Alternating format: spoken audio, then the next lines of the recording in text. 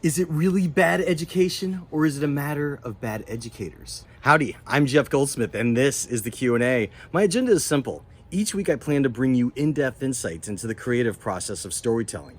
Now, folks, today we have a kind of unusual situation, but it's the new normal now. We're doing a Zoom cast and a podcast, so you will be able to find the video of this at Backstory's YouTube site. And I'm really pleased today to have with me screenwriter Mike Makowski and director Cory Finley to chat about their latest HBO film, Bad Education. So the good news is you could watch Bad Education on HBO right now, and then you could listen to our whole chat or view it, and you have instant access because it's on HBO by the time you see or hear this video. Of course, I would also appreciate your support in these uncertain times for Backstory Magazine. If you've ever considered subscribing, now is the time to do it. And you could use code SAVE5, that's the word SAVE with the number 5, all one word, at backstory.net, and you will save $5 off a subscription. And if you subscribe there, less of your money will go to Apple than if you would subscribe through our iPad app. So try and subscribe at backstory.net and you'll have access to both that way.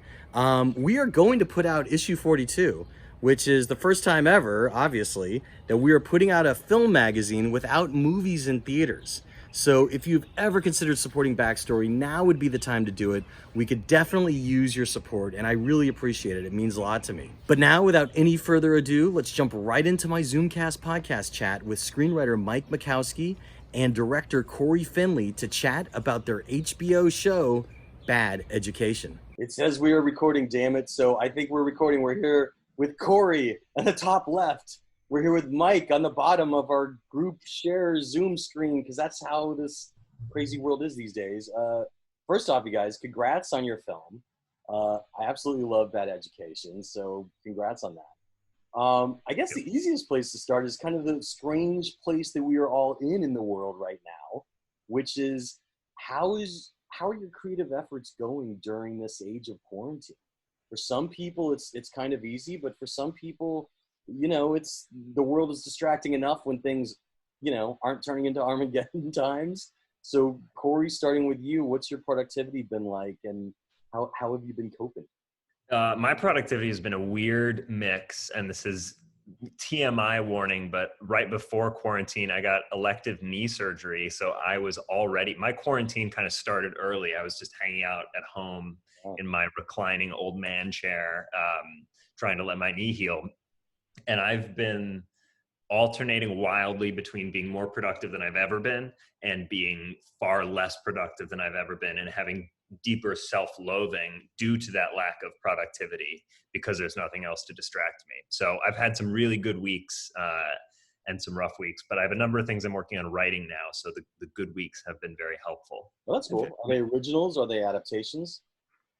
Nothing that I should probably speak publicly about, not to be coy and annoying, but an adaptation as well as an original story. Yes. Cool. Mike, how's it been going for you?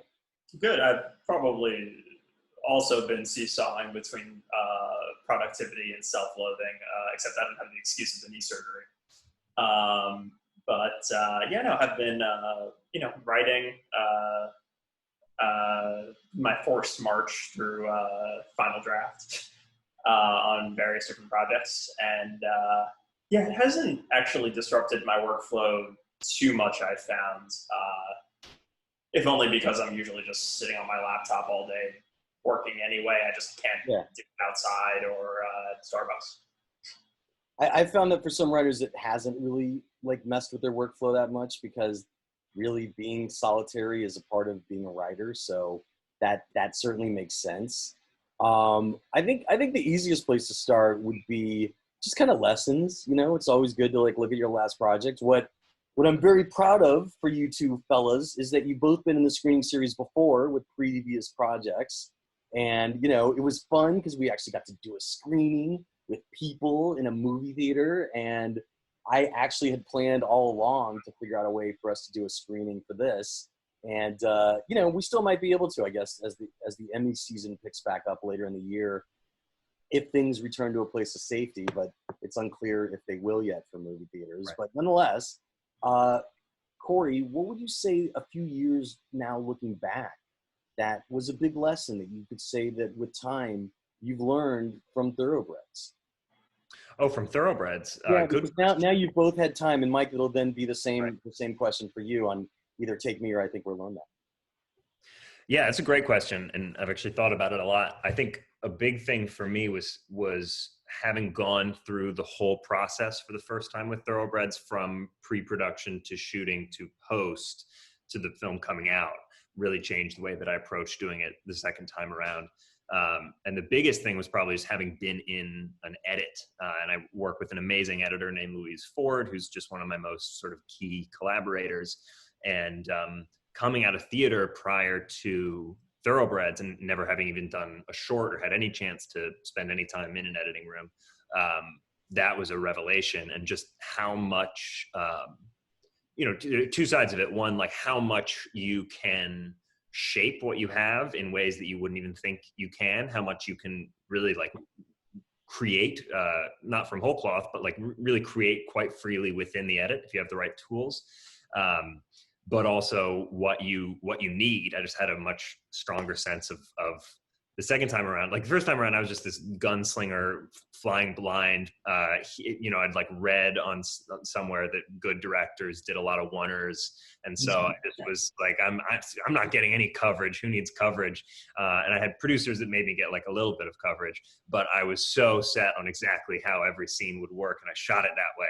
And with Bad Education, I think I had a little more humility for one, and also just a sense of where, yes, this scene will probably play out mostly in this shot or that shot, and still trying to have dynamic ways to cover scenes, but also just knowing it might be incredibly useful to have this character's isolated reaction in this moment. It might be incredibly useful to add some air to this scene, to have mechanisms to shift the pace.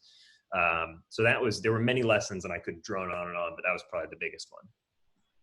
I just on that for a second, because you're talking about doing oneers, was that something that you found yourself storyboarding a lot in the past? Because I love it.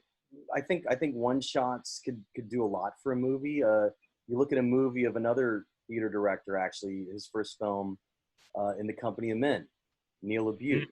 Yeah. Part of it was his actual budget. He just didn't have a lot of money to play with. So he didn't have a lot of money for, doing new setups and coverage. But yeah, in Thoroughbreds and actually in Bad Education, I was going to ask about it later, there are a lot of oneers, but you definitely got more coverage this time around.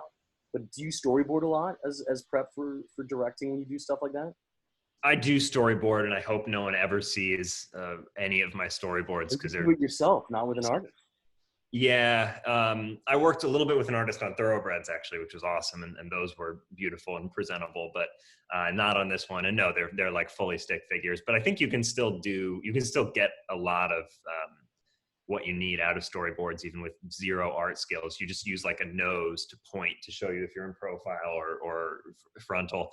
But yeah, like definitely a lot of storyboards, and I don't mean to diss oneers. Like I do still love sequence shots. Is that the other thing you call them? Long single take Right. scenes.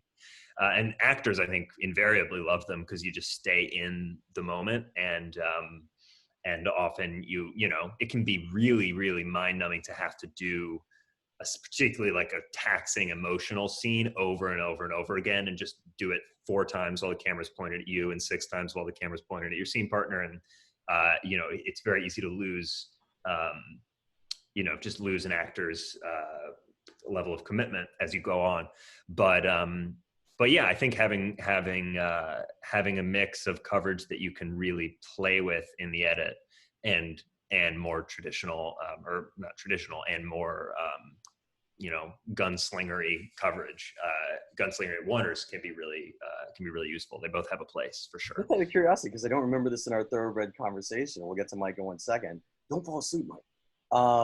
Sorry, Mike. Was there a time on Thoroughbreds where you really got you backed yourself into a corner from doing a oneer, and you weren't sure how to get out of it in editing? That's something that created a problem? I thought so. I'm distant enough from that movie that I could admit some things that I really thought I'd screwed up. But before we had any kind of sound design before we had score. The beginning of that movie was like the most boring thing in the world. It's, you know, the movie starts, one of the first shots is like how many minutes? Not like egregiously long, but quite a long take of Olivia Cook's character walking through this house, sort of taking everything in. You get a very vague sense of sort of mysteriously who this character might be, and the sense of place and tone. And I think it became one of people's like favorite parts of the movie once the movie was finished. But there were many times when I was like, why did I commit myself? I got no backup coverage of any kind. So it was like, why did I commit myself to walking through this entire house before a line of dialogue has been spoken in this movie? But, you know, that was style. I mean, that was definitely a stylistic choice. Yeah. And it worked for the movie. And it's sort of, you know, we ended up having to just make it work, which that would be another argument for like gutsy coverage, is you make a bold decision before you shoot or the day that you shoot, and you have to stick with it all the way through post. And it's invulnerable to studio notes, and you can't come in and mess it up because you're tied to one style. And we did sort of shape the rest of the movie around it, and it kind of made us work extra hard on the stuff we could control. Our score with Eric Friedlander and our sound design with Gene Park, and just there was a lot of it ended up serving the movie well, but it's not something I would have done the same way the second time around. Yeah, Mike, take me, and of course, I think we're alone now. What were some of the lessons that you could say looking back that now kind of are more apparent? Yeah, I mean, when we spoke last on the podcast, it was for Take Me. We tried for I Think We're Alone Now, damn it, but we couldn't get it together in time for the release, and then they refused to do anything post-release, which really pissed me off because I love it. I can't speak to that. I can't. I was pissed off, not at you, but at the studio. But go on. As long as you're not pissed off at me. Ever. But with Take Me, which was, I guess we spoke about 3 years ago, it was my first movie. It was directed by Pat Healy, really, really talented actor, director, who was also on the podcast with us, and is also in Bad Education, as I'm sure you saw. We got him in there. He's one of my favorite performances in the movie.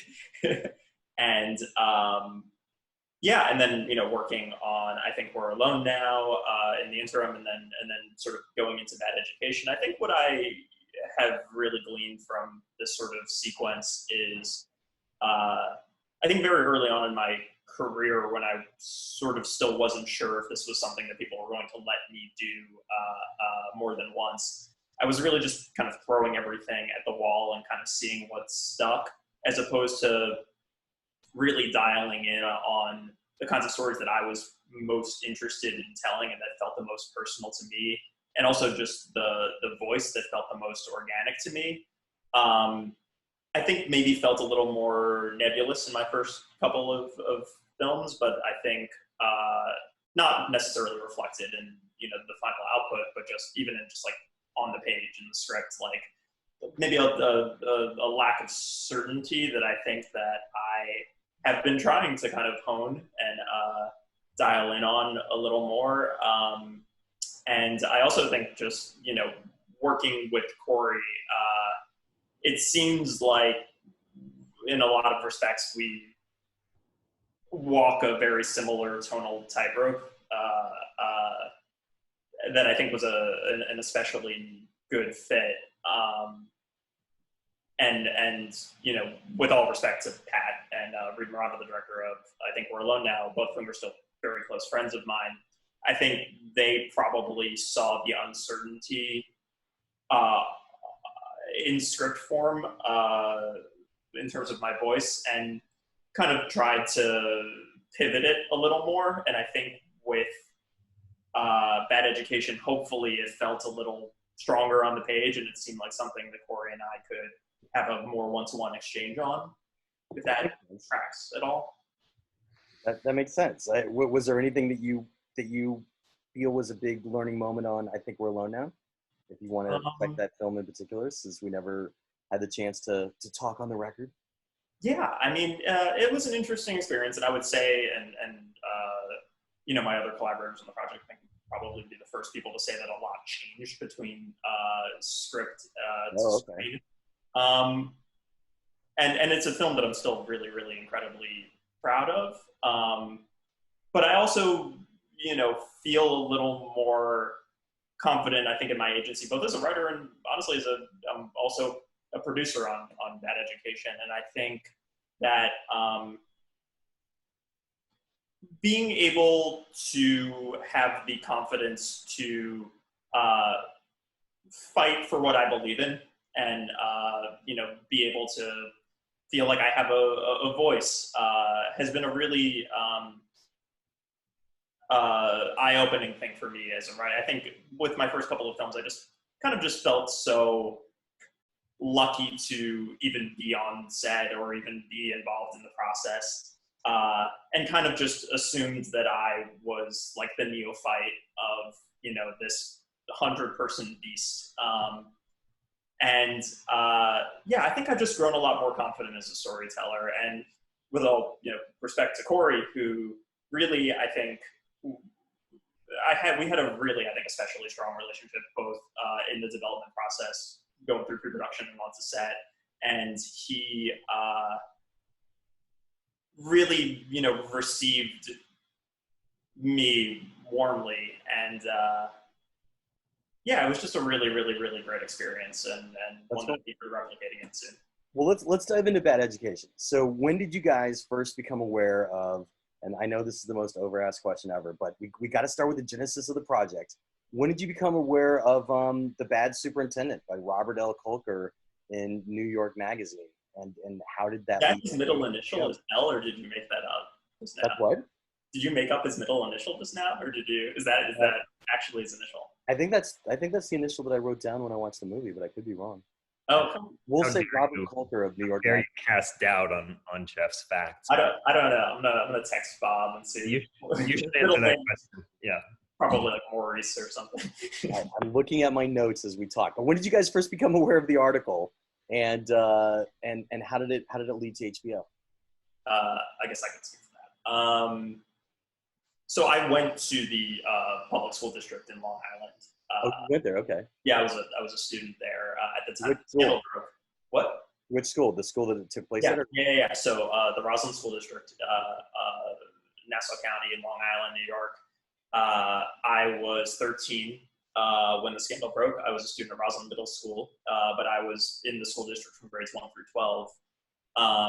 And I knew, not particularly well or intimately, but I knew Frank Tassone, our superintendent, who among others was arrested in this $11.2 million embezzlement scheme that was ostensibly the biggest thing that had ever happened in my hometown. It was a huge news story that received national news coverage week to week for a number of years. And it was just this really, really crazy thing that really affected the school and the community.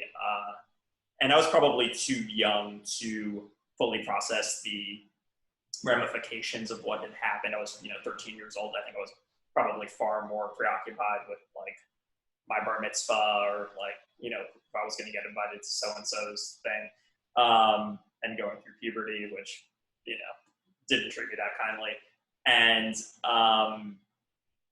it was only later, after, graduating from college, moving out to LA, we were in production on Take Me. So this would have been May of 2016, like April, May of 2016, and was sort of in pre-production loosely on I Think We're Alone Now, that I felt kind of emboldened for, to try to take on a bigger scale project.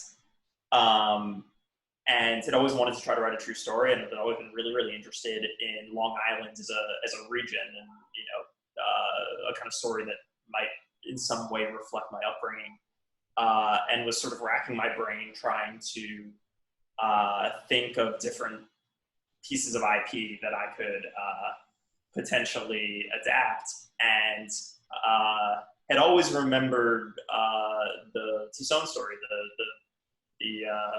the genesis for Bad Education. And I wasn't entirely sure early on whether it was going to feel cinematic enough to adapt, but going back and reading Colker's article in New York Magazine, it's called The Bad Superintendent. It's a great piece of journalism. He really he struck a very literary, almost Shakespearean tone to the proceedings that made it feel almost like indelibly cinematic in a way that, you know, when you're reading it in 2004 and you're going through it, you can't really view it objectively. So you're just like, oh, that's just a really good, I didn't know all these details about my superintendent. That's crazy. But you're reading it, you know, whatever it was, 13 years removed. And I was struck by what a kind of rich sandbox my hometown presented to the outside observer. And I was like, oh man, maybe it would be really, really interesting to try to go back and tell a story about my hometown. So I went back to Roslyn. My mom still lives in the town, like a 5-minute walk from the school, and interviewed a bunch of my old teachers and, you know, parents of friends that have been on the PTA, and went back through a lot of like old local news archives, and basically crafted the first draft of the script, or at least started to outline it out of my high school cafeteria in between periods when I was scheduled to meet so-and-so teacher, or which was just a really, really, really crazy experience that would have happened, I guess, in 2016 before we had even spoken about taking these release. So did you have the rights at that point? Did you option his article?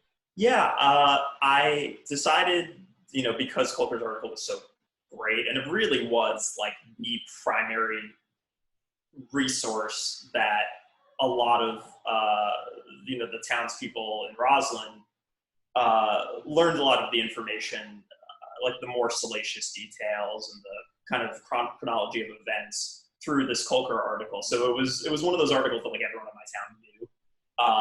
And I was writing the script on spec. I was flying pretty much without a net. I don't even know if my reps knew that I was writing it, and that because it's kind of hard to tell people, I'm going to write this script about school board and administrative drama in my small town in Long Island. People would just be like, no, like write like a big dystopian sci-fi thing or something. Like, you're never going to make us any money.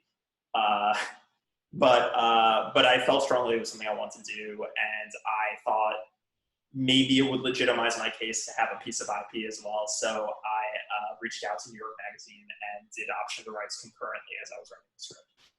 I mean, it's a great thing for writers of all walks of life to remember, is that when you could attach some IP that you're comfortable with, as long as they're not going to rip you off on how much you're going to have to pay for it, that it's a great way to start. And you said it yourself, it does kind of legitimize what you're doing.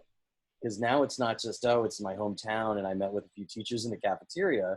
It's, you know, aside from the gravitas of it, was like a real investigation into a huge piece of fraud that's like historically accurate that was written about at the time. You can now tag the magazine, you know, that, you know, it was taken from as well. So I'm guessing they made you a good deal so that you had a little time to do a draft, and then you could make your option. New York Magazine had no idea they even had the rights to the article. I mean, it was one of those things where like they found it in their backlog, and this was prior to now New York Media and a lot of these other journalistic outlets have their own production entities. In fact, I'm working on something now at New York Media that's separate from all of this. It's a fairly recent development in that they sort of take a stake in development and production. Most of these journalistic outlets, because every article, every little story is now considered a piece of IP. Like that entire landscape keeps evolving on a daily basis in ways that are unrecognizable even from 4 years ago. But at the time, it just came down to like, I really like this article that had been, you know, totally, completely obscure by 2016. People didn't remember, unless you were from my hometown, you didn't remember that article. I got to give Bob Colker, the journalist who's an incredible researcher, a shout out quickly, because he is having a bit of like a renaissance now that wasn't even having in 2016. But he has his first novel, a piece of nonfiction called Lost Girls, which was also about a crime on Long Island, was recently adapted into a Netflix film that premiered at Sundance earlier this year. And his second book, which was released this month, it's called Hidden Valley Road. It's a nonfiction book about a family in Colorado of where it was 12 children in the 1960s, six of whom were schizophrenics. A really, really, really fascinating story. It was released like 2 weeks ago. Oprah just made it her book club book of the month. Wow. And it is the #1 best-selling nonfiction book on the New York Times list right now. Wow, that's fantastic. So, at the time in 2016, I didn't like the name Robert Kolker. It was just, that was the name of the journalist of the article. But now it's like, you got that like Kolker story? Like, how did you get that? And I'm like, I didn't.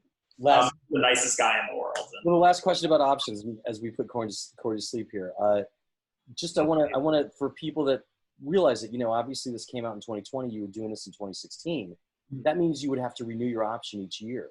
Was that something that you were kind of writing? Generally what they do, or at least in my case, it was a 18-month option with an 18-month extension. Okay. And I did have to extend, but you're really, like, the option fee only sort of lasts as long as, like, the day, like day one of production, it becomes a whole different entity. So it took less than 3 years for us to go into production. And at that point, the option was bought out by our financier.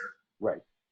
Because that's the great thing, though, is that some writers, they really write towards their deadlines knowing that they have a limited time on the option and they don't want to lose it. And then they also do have to contend with the right holder if they need more time. It can actually be a great motivator, but also is a pretty scary thing to stare down the barrel of. Right, because if you need more time because, a deal fell through or something and they're not in the mood to renew, you've just blown a lot of time on a spec script. Yeah. So how did it get to HBO so we could get to Cory? So you got your script done, obviously, and then your agents took it out or yeah, well, first path? So almost immediately, the first person that I'd sent it to was my kind of point producer on, I think We're Alone Now, my second film, Fred Berger at Automatic, with whom I just had a great relationship. He was kind of like my big brother at the time. So I just sent it to him as soon as the script was finished, just to be like, hey, would you ever give me notes on this? And he read it and immediately kind of like planted his flag in the sand. He was like, you're not giving this to any other producer. At the time, we just had a great relationship. I was only happy to re-up with him. And we immediately, just the two of us, sort of started spearheading this kind of like guerrilla process to independently attach a director, because I think that the tone is so specific. It is this sort of like sinister, dark comedy, and it's a tough one to nail. And so our list was always really, really targeted, and it was a long search. Started in the summer of 2016. That December, the script was on the blacklist. So it was a script that people really liked, but it was really about finding the right alchemy in terms of finding a director partner who, financiers, I think, and studios would be convinced could execute something this specific and make it interesting, because again, school board administrative drama could just as easily make for a very kind of dry telling. And when I wrote the script in 2016, I would have had no way of knowing that in January of 2017, Thoroughbreds, Cory's first film, was going to premiere at Sundance, and is one of the richest, blackest, dark comedies of our time. And as soon as Fred and I saw it, it was immediately obvious to both of us that this was someone that we needed to try to get the script in front of. And we were both so fortunate that he actually responded to it. And I think, I certainly felt like we hit it off very quickly. So yeah, cool. How did you guys first connect? Yeah, I mean, I read the script. It came to me through my agents, and I was reading a handful of stuff. I was doing some writing after or around this period. So this was between Sundance and then Focus actually putting out Thoroughbreds in theaters. So in between those two moments, I read Bad Education. I've been sent a lot of stuff that was after Thoroughbreds, just because Hollywood is sort of famously uncreative. That was like, teen thriller, two girls, everything, or maybe it was a serial killer, but usually there was like Instagram involved. And I had been typecast as far as the type of material that I was getting. And this thing sort of came across my desk, as they say, that was about a corrupt superintendent. And I just thought this was so wonderfully unique and unlike, even just from the log line, so unlike other stuff that I'd been reading. And one of my agents at the time, now my manager, immediately flagged it and said, you have to read this. This is just really fantastic and specific.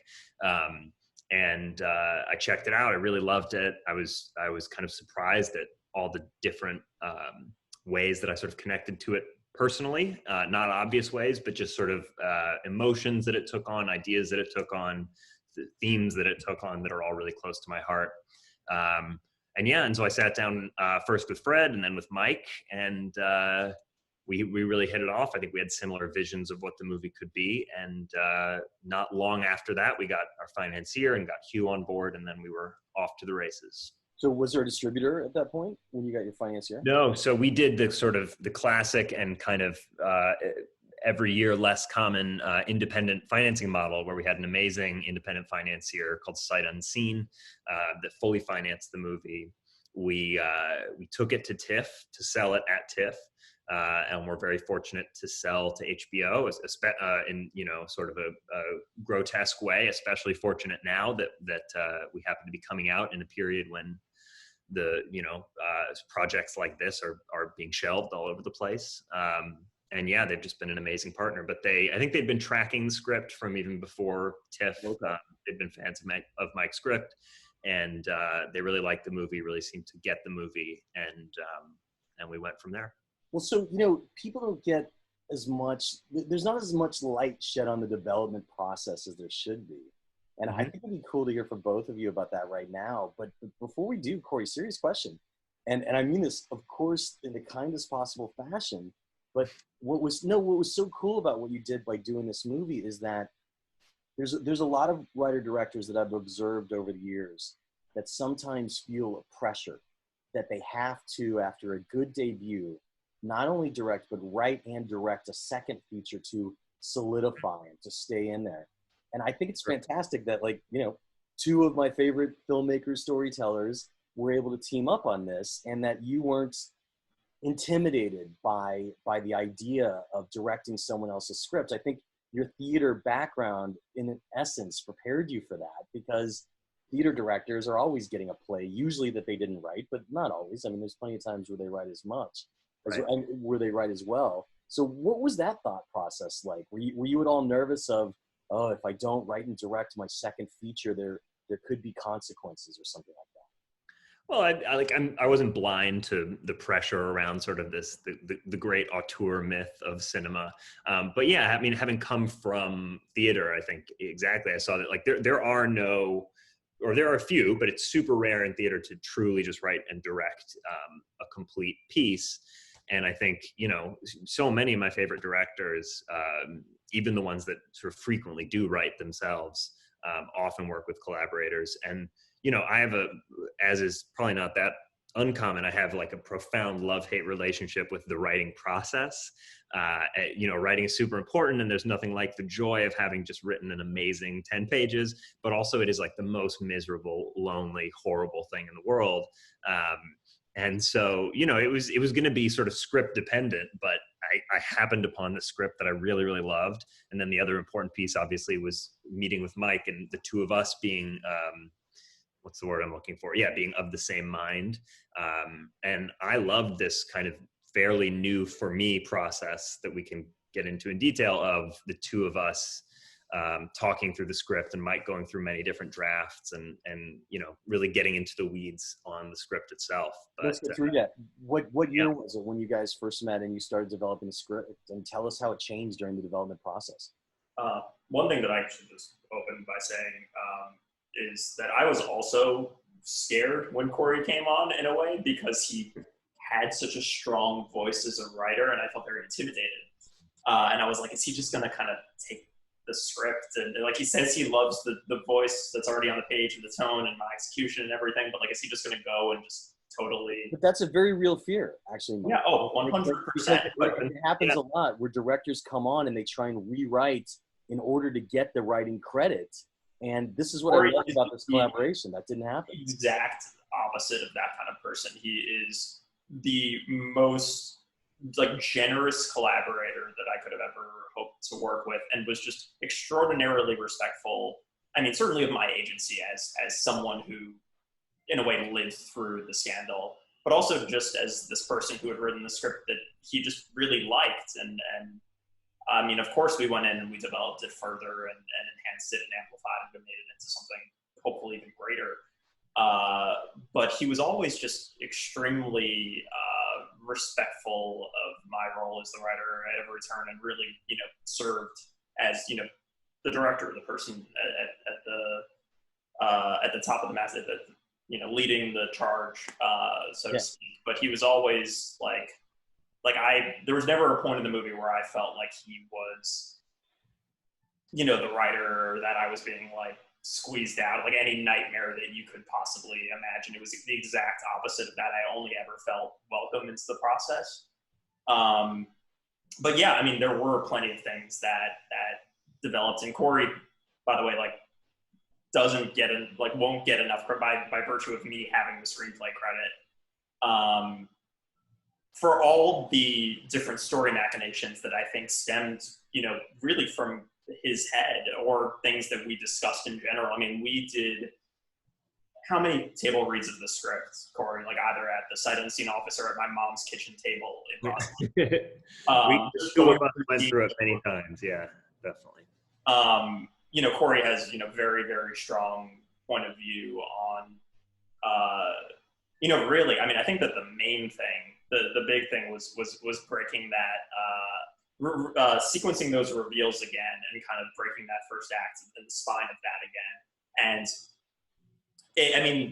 And Cory never once rewrote me, but we were always having, we were exchanging these different structure documents, and he did a really great job of kind of proverbially leading the horse to water,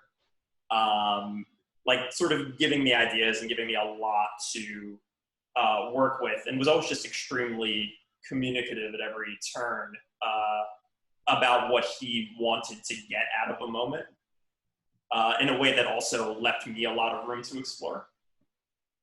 Was there something, I mean, we're going to get into the spoiler section in a couple of minutes, so if we need to save it for that, but was there something that was kind of a big departure point during the development process in which there was a new draft and something that you really needed to correct or do at that point that changed the script? Probably Cory, would you say maybe the withholding of certain information until later? Yeah. We would have to get into the spoiler section to get really specific about them, but definitely this, Mike put it well, the structure of reveals, the movie tries to be very specific about what when. It's very important to how the story functions, and we tried a lot of things. We also went probably way further afield, which I think is an important step of these processes, and tried some really insane stuff that Mike was wonderfully able to try, and then kind of ultimately came back. And I think it's often a part of a good sort of rewriting process that you rediscover stuff that had been your first instinct. Now you have a cleaner idea of how it needs to work, and you in some ways come back to closer to where you started, but with some major structural changes. I definitely want to get into that. So we're gonna skip to the spoilers in just a second, because people do that a lot, in which they either get notes and they get away from those initial instincts, some of what people would refer to as the pure ideas. And then it takes a while to get back to them, which is fascinating. The casting's amazing. Tell us just briefly, especially as an independent film, what it was like to cast this, and if you could tell us what the budget was of the film, just for production-wise, that would be great to know too. I think you always ask about the budget every time, and then it's always a really awkward question where it's not as much as you think, but also maybe more than you think. There's Yeah, I'll be coy about the budget, but definitely the what was the other part of the question? The casting. Yeah, so casting was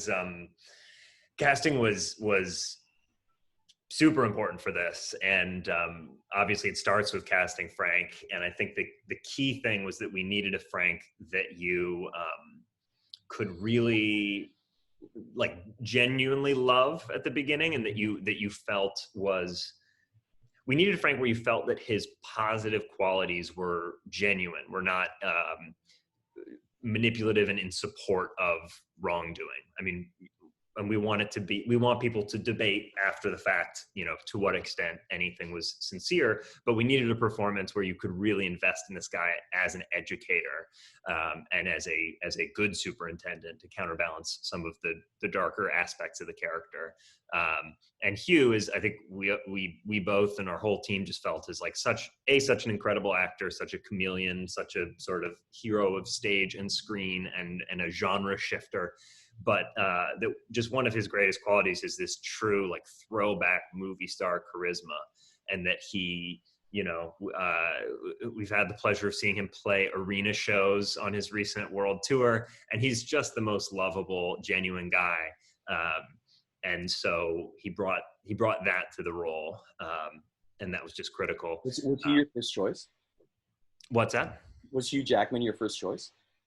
He was a very top. He was a yes. Okay. Let's say yes. I don't think that we thought that we could ever get him, or that we didn't think we could get him. Yeah, I will say that he was kind of on our like dream, like, sure, let's dream big and not be crazy list. And we're like, should we go out to him?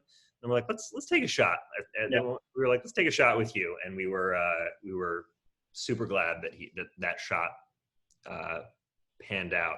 A charismatic character for sure. So I mean, like that would be definitely in his wheelhouse. You know, what about Allison Janney? Yeah, I mean, to me, for Pam, you needed some of the same qualities, but you needed someone that could just the type of role she plays within the story. You need someone that can go sort of big as an actor, but do it in a very, very grounded way. And it's not an accident that I, Tanya was happening around the time that we were putting this movie together. That's just such an incredible and rightly well acknowledged performance. But you know, even just for years from The West Wing on, and I'd seen her on stage on Broadway, which was awesome. And she's that perfect mix of like very bold as an actor and very not afraid to kind of go there, but also everything feels really truthful. It's fascinating because at so many points in the movie, she just solves things with a look. I mean, there's these moments of high pressure for her character of Pamela, and she almost like takes a pause and like stares off beyond the camera, just nothingness. And it does so much with, you know, obviously saying so little, and it's really amazing. Yeah, she has a gift at that of that for sure. And Mike also, and it is a place where we sort of share a sensibility. Like Mike had a lot of places in his script where he would just write out a sort of a very directed pause. I forget the exact language that you would use, Mike, but I feel like there were a lot of places where it's like the character's head stirs, or like just a. Oh yeah, I use head stirs way too much. I have certain little Mike-isms that are in, but Mike, yeah, I'm not sure exactly which moment you're referring to. But Mike, do you ever say that they pause? Do you ever use that actual word? Do you ever say like they pause for a second before going back to what they're doing, or how do you like to indicate a pause on the page? It's weird and it changes by the script. I try not to say like a beat too many times because I feel like this is just getting into like really inside baseball. That's what I want though. That's what we're all about though. Yeah. This would be the place where formatting. So you don't say something like she takes a beat. You do it. Maybe I have. You know, I could say that I don't, and then someone will like, you know, Control F and find it and be like, it's a liar. It's a fraud. You know, it really sort of depends on the moment. I always try to sort of feel out in the scene kind of what feels the most natural. I'm someone who am very precise, and I think Cory probably noticed this at some point because it will drive any of my collaborators insane. Mm-hmm. The economy of the page is very like I think I'm OCD. I must just be, because I don't like hanging text. Like I'm very like I like the lines to all feel very cohesive and not to not a lot of disarray. I think it's a byproduct of my I Think We're Alone Now script, which is a script about a guy with OCD who doesn't like a lot of chaos or entropy in his world and just like loves a sense of order. Like a screenplay, a final draft document is my kind of like I like to impose my will on it in a way that feels very kind of pure and balanced. And then someone invariably comes and just fucking rips it apart and just shoots, you know, every third line or whatever, and then it becomes something else. Well, and having read a lot of screenplays, just to return some of your wonderful effusive praise from earlier, like Mike really does write with a mix of lyricism and straightforwardness. I feel like his scripts do a great job of walking that line between being a blueprint for shooting and being a literary document on itself, in and of itself. And it never gets the prose never gets purple and tortured. It's not ever amused with itself. But I do remember, like, really critical to my positive reaction to the script was the very opening, which is about this, describes in wonderful detail this like old buffing machine going down the tile hallway of the school. And that did make its way into the film. It's shot in a different way than the script would kind of imply, just because we fit it to our location. But yeah, I mean, those especially those first few pages, the style of writing is so critical if you are a screenwriter hoping that others will get excited by your stuff. I do that, yeah, with most of my scripts. It's always like the most literary, the most kind of like onomastic pages are always kind of like right at the outset. Like I always try to be like the most literary right at the beginning, because I guess have some diluted sense that that's going to be the thing that's going to hook a reader. You know, if it feels less like a screenplay and more like a text that you're more traditionally inclined to receive, something that feels more novelistic. So yeah, I tend to get a little maybe heavy-handed in this first couple. Like I was the same way with, I think, We're Alone Now, which, the first 10 pages have no dialogue.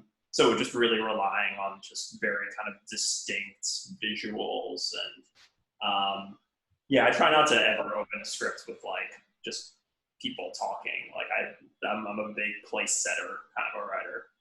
I'll ask HBO if we could run those first 10 pages, because maybe we'll put them up on the Backstory website. Be very cool.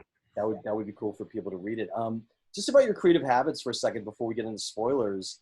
Cory, what do you like to do as a director for pre-production? What are some of the important tips that you've learned, especially getting ready for a movie like this, which obviously was bigger budget than Thoroughbreds? What were some of the things that you learned about the importance of pre-production as a director? Because it's really the time to shine when you have a limited time to shoot. Yeah. I mean, pre-production is huge. And I think more than any single technical thing, like we were talking earlier, it is really useful for me, at least, to storyboard. I think every director should try it, whether it's a part of their process or not in the long term. It's so useful to sort of gather visual references. That's something I fought a little bit I think particularly coming out of playwriting, there's a tendency in the theater world to be very afraid of seeming to wear your influences too obviously.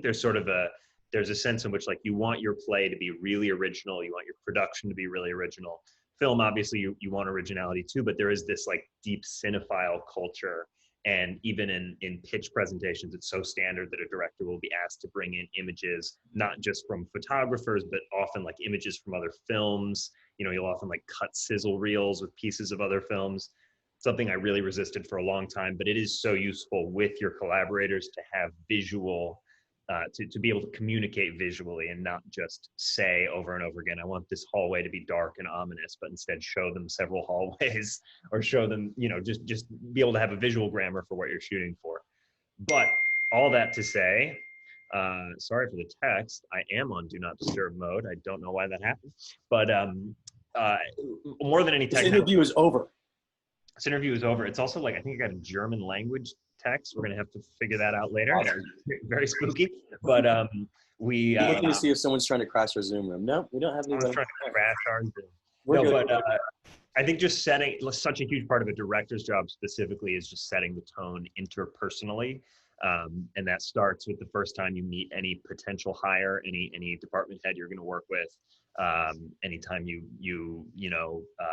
I think it was, what's the book? Sidney Lumet's book, where he talks about the importance of seating everyone around the table for the first reading. The positions that everyone sits at, it's a super important directorial choice. And I think that's really true. You just have to be aware of yourself as a creator, but also as a kind of performer. Sorry, Jesus. I'm literally on Do Not Disturb. How much time was your prep? How much time did you have for prep? It's a great question. and I don't remember exactly. Good. Mike, I can maybe jump in. Remember? jump in on what year was it when you got the financiers and Cory involved, Yeah. and then what year was it by the time you had that final draft? And we're still Cory came on. If I finished the script in like, let's say June or July of 2016, there was a pretty big gulf where we were kind of trying to figure out who our ideal director would be and sort of getting reads from people around town. Cory, I believe, came on, I want to say like November of 2017. And our financing kind of came into place soon after that. I remember like the day that Hugh decided that he was going to be in the movie, because it essentially just spurred us into pre-production. It was March of 2018. I remember because I was going on law school visits with my girlfriend at the time, and I was in Chicago and hanging out with a friend, and we got this because it happened very, very quickly. I remember because I remember he had read the script, he had watched Thoroughbreds, and he and Cory had a really good meeting, and we were kind of just waiting to hear back. And then I think Cory and I got the call and we were on the phone, and we were so excited. And within like a half hour, I think like Variety broke the story. Like there was no gap between us finding out and the world finding out. And it was this really weird thing where suddenly everyone was like, I didn't get to tell my parents. They found out through Variety, and it was a very kind of strange. your parents are Variety readers. I think it was just people were then. I know. Were putting it out on Facebook, and like I couldn't really suddenly my entire night was just like shot. I felt so bad for my friend who I hadn't seen in 2 years in Chicago. But really, like from that point, I think we really kind of hit the ground running after March, or at least suddenly we had a semblance of a start date in our heads. And I think the date did get pushed at one point, so we had a little extra time. But really, like that entire summer, Cory and I were talking. I mean, pretty much every day I was turning in some new pages, or Cory was responding to the pages, or like it was just like a very fluid process. And I spent kind of a lot of that summer in New York with Cory. And we began shooting in earnest, I believe, the top of October of 2018. But our pre-production kind of started top of September, like our formal kind of prep, where we got the production office and everything, I believe was the beginning of September of 2018. But really, we had a healthy bit of runway. Right. And that time we were really kind of. Did you know that you were heading for the? Sorry to interrupt. Did you know that you were heading for the Toronto International Film Festival as your goal of when you wanted to be edited and completed by, with that production start date? Yeah, I think we had a general sense that we wanted to be ready for that following fall. Yeah. Okay, that makes sense. Well, so all right, we're gonna jump into spoilers in 1 second. I guess the last question that I would have for Mike here about his creative process would be, when you write, do you give yourself a specific page count to hit each day, or do you try and go whatever you can for a specific amount of hours? Obviously, Cory, you're a writer too, and I've asked you guys both this in the past. And over time, your habits are going to change. I just am curious where you are right now. So Mike, starting with you, and then Cory. I try not to be too demanding of myself. I think if you're just trying to hit a page count and you're just sort of cracking the whip, but that might not always be reflected in the substance of the pages if you're just trying to hit a number. It's really about just getting in the weeds with it. And if it sparks on that day, it does. But I also try not to force it too much, because it generally, at least with me, yields a lesser product. But yeah, I generally set aside, whether it's between 3 to 5 hours. Like I can't write for much longer than that. I do start to burn out after a time, and I start to see an inverse relationship with the quality of the work. I'm a morning writer. I wake up really early and I go to sleep really early. What time generally? What time? How early are we talking I about? wake up at like 5 or 5:30 every morning. Wow. But I also get to sleep at like 10. So like I'm a very old person. Like I can't hang. You have a pro athlete schedule. Yeah, exactly. Sure. And yeah, I think, did that answer the question? Yeah, Cory, how long do you like to write for when you write, or do you give yourself a page count at all? I'm super sporadic, and I'd be curious to go back and listen to what my answer was when we talked around thoroughbreds. I think around that time I was pretty obsessive about waking up every single day, doing it first thing, doing it with coffee. I still try to be disciplined, but I've gotten a lot more. The uncharitable way would be to say just, unstructured. The charitable way would be to say that I know my own rhythms better, and I know when I'm ready to write and when I need to do something else. And so lately it's been a bit more in chunks. But Mike wouldn't say this about himself. He's an incredibly fast writer, and quality pages, but he can turn things around unbelievably quickly. And always, he has a great writer trick, which is under promising, saying that we'll see a new draft in 3 weeks and then it comes in a week, which is a great way to manage your collaborators. Tell them it's going to be longer and then give them a happy surprise. That's awesome. All right, so podcast listeners, if you have not seen Bad Education, please go watch it on HBO and then come back, because we're going to get into the spoiler section. And I will say the same for our YouTube watchers, since we're going to post video of this for the first time, because we're now into the spoilers. Ultimately, $11 million was stolen from the school district, both by Pamela and Frank. Pamela testified against Frank, and I hate to jump to the ending here, but I was so enamored with the movie, and I was so curious when I was watching it that, you guys, I know you as both little punks, and you took a punk rock move here in which the expected thing for a movie like this is the courtroom scene. And you have all these elements to rely on. You have the transcript of the court records. You have your dramatic guesses of this friendship that maybe was falling apart, not maybe, but definitely falling apart by that point. And you guys avoided it. You didn't go there, and you didn't do the court scene. And I'm just curious, was there a draft ever with it, and you decided to cut it? Or tell us about the idea to do that, because that was my first curiosity, but I still admire the film for not having it. It's not like anything suffers. It's just fascinating because you see it so rarely. And that's, I think, why I appreciated it, because you got away from an atypical trope. Look, so tell me. I think, I can probably speak to that, because I don't think that it ever changed. We never had a big courtroom scene. Obviously, there is a scene that takes place in the courtroom at the very end, but it's, wordless.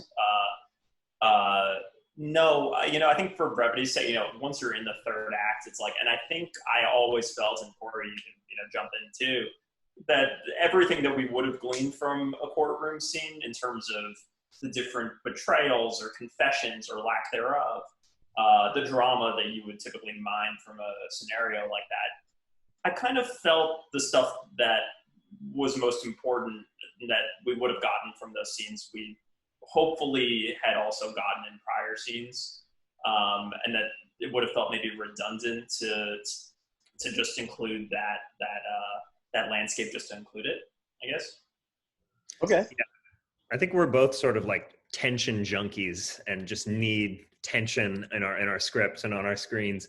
And I think we were both aligned in the idea that we want you to understand these crimes as they unfold. We want you to be just behind the protagonists, catching up with them the whole time. And that, the facts of this story are pretty mind-boggling. And, Bob Kolker's article is an amazing read just on its own. But I think we were interested in kind of how can we parcel this information out in a really active way. And I think the script does that beautifully. Well, so we were talking about how research could be a treasure trove for material. And I'm curious what some of the revelations were, especially stuff that always comes about on things like this, which has so many rich characters and circumstances, things that you really wanted to get into the movie, but you couldn't. So I'm curious about some of the research that you had to leave on the floor.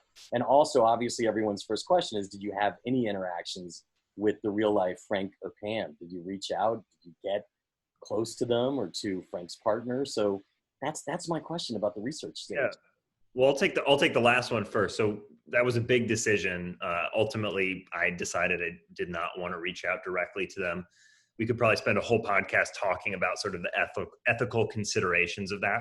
But give us the Cliff Notes though, because I would love to hear your ethical. Yeah, I'll give you the Cliff Notes ethical discussion. Well, I think this was, this was a matter of public record. This was something that really happened. This was also definitely just one of the most painful time of any of our main characters' lives.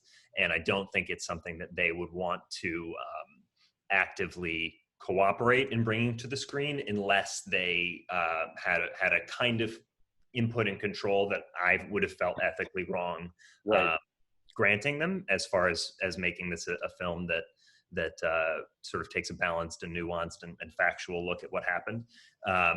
So it's, it's very complicated. We talked about it a lot, but ultimately we made that decision, and I feel good about that decision. It helps that there is such an enormous public record around this. I mean, because there was sort of a formal investigation launched during and after these crimes, Mike particularly had an enormous amount of material to go back through as far as figuring out exactly how the crimes happened and took place. And so, Mike, when you were writing this, you never once tried to reach out. You shared the same view even before you ever met Cory about bringing in the real life folks. I definitely did while I was writing the script again on set, and not sort of really asking anyone for permission and just sort of doing it mostly as an experiment. But yeah, no, it never struck me. I was obviously very curious, but to involve any of the perpetrators in the participation of telling the story not only felt unethical to our kind of perceived objectivity as the filmmakers, crafting a narrative based on it, but also felt kind of morally like a wrong thing to do to my community that had been so kind of inextricably victimized, to then sort of go back and say, these people are actively helping shape the narrative thrust of the film. There's still so much deep-seated emotion in my town, really, really lingering feelings of betrayal. I mean, the extent to which the people in my town who were very kind of intimately connected with the perpetrators, a lot of them still feel very deeply that what they did was a really, really, really traumatic experience for my hometown. But some of them, I didn't want to disrespect that. Some of them, sorry to interrupt, some of them you said did go on the record because you were meeting with a series of teachers and administrators. Oh, well, yeah, I'm talking more, not so much about the actual perpetrators of the crime depicted in the film. I'm talking, I mean, of course, I got a lot of primary sources from teachers who had been colleagues with Tassone, or parents that had worked on PTA initiatives and stuff like that with him, or were in his Dickens book club that he hosted on weekends for parents, right. Or students that had interacted with him in a closer one-on-one way than I would have, having been fairly young when it occurred. What was an element that you found in research that you later abandoned, but maybe was in the script for a while that's like fun to talk about? Maybe the most obvious, and Cory can speak to it as well, is there's about 15 minutes of footage that we shot that are not in the film that cover a facet of the development of the scandal that didn't ultimately make it past the cutting room floor. Essentially what the student newspaper, because the student newspaper was the first journalistic outlet to report on the scandal in any form. The Hilltop Beacon. The Hilltop Beacon, which I worked on the Hilltop Beacon. I was the editor-in-chief in my senior year. Like, it was so cool to be able to go back and like recreate the Beacon office from scratch. And like, I wrote every single article that you see in the backgrounds of every show. And we used the exact formatting, but like, because my mom had kept every, issue that I'd ever been written on. And that was, very, very, very cool. But the extent of the investigation in the film itself does diverge from what was actually reported on. In real life, what the students reported on was the distribution of an anonymous letter that had alleged sort of the first morsels of complicity among sort of highest echelons of the Roslyn School District administration. And the anonymous letter was a big kind of part of the narrative thrust of our movie for a really long time. Like, we tracked it through. Explain it a little more. Was it ever revealed who wrote it?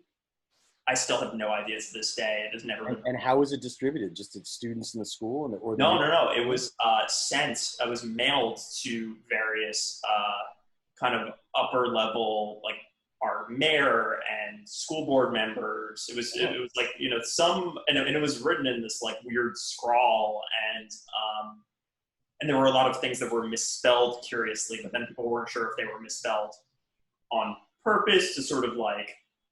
Basically, no one ever actually wonder if, you know, at the end of, you know, once the film is out in the world, if someone's going to finally raise their hand and say, I wrote this anonymous letter. I'd be so fascinated to know who it was. For a number of different reasons that I think Cory can, you know, also expound on, having, you know, been in the editing room every day trying to make it fit within the diegesis of our narrative. It just never tracked as well as it could, and we found that by pulling it out, we were still true to the sort of spirit of the chronology of events.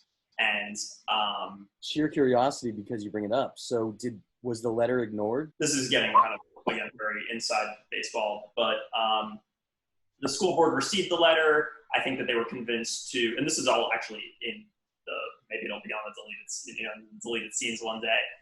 The board receives the letter.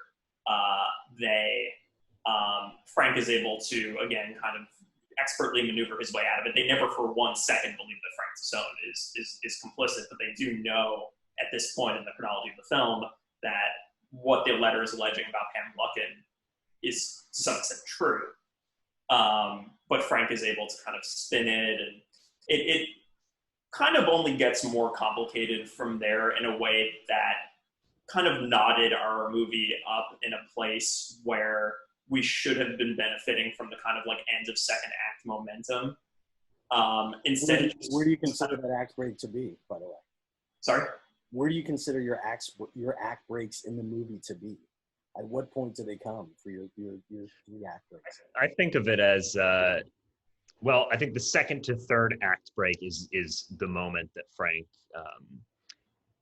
that Frank reads Rachel's article and realizes that he's been taken down. It's the dividing line between the second act, which is all about Frank, to steal a term from Mike, is trying to like bail out his sinking boat. The dividing line between that and then this protracted downfall.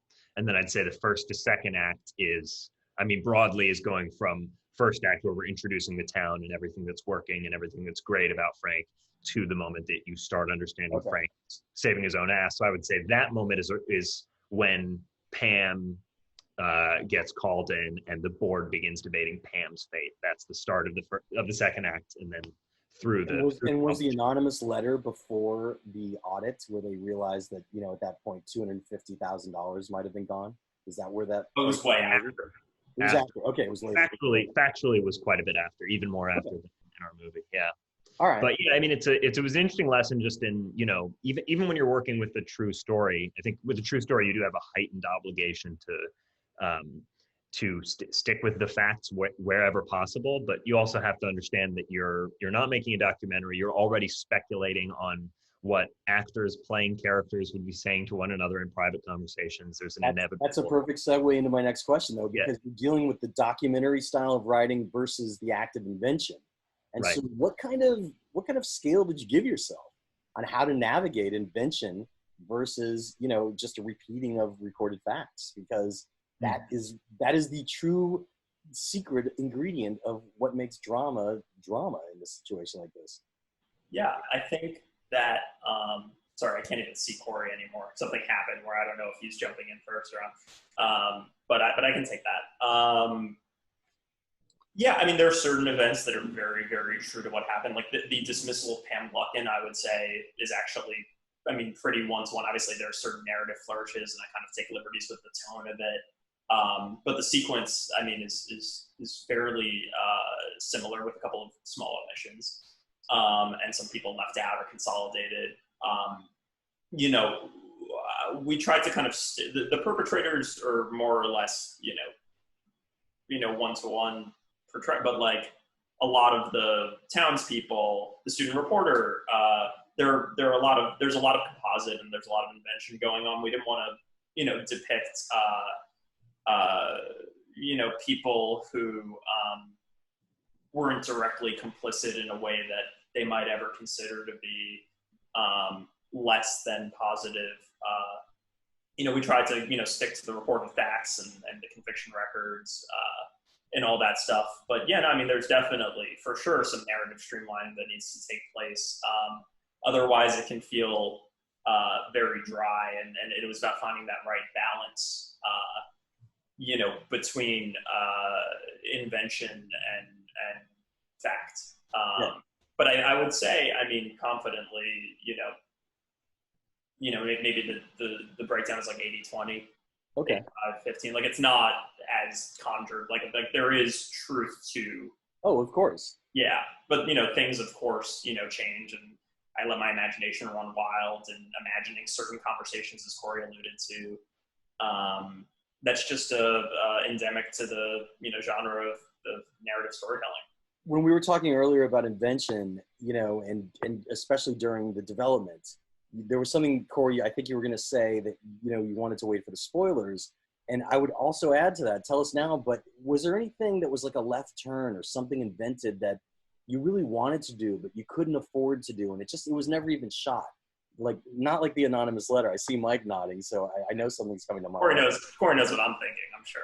What, the jet skis? Yes. There was a brilliant scene in Mike's original script where the entire Gluckin family goes riding on jet skis, because that was a part of the real documentation around the scandal. Was one of the things they'd used the misappropriated funds for, was buying some Kawasaki jet skis, and it wasn't that we didn't shoot that for reasons of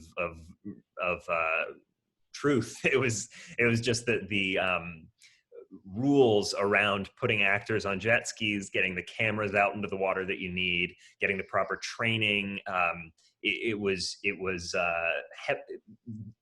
heavily looked into by our wonderful line producer and our entire creative team, and we just decided that it was not worth.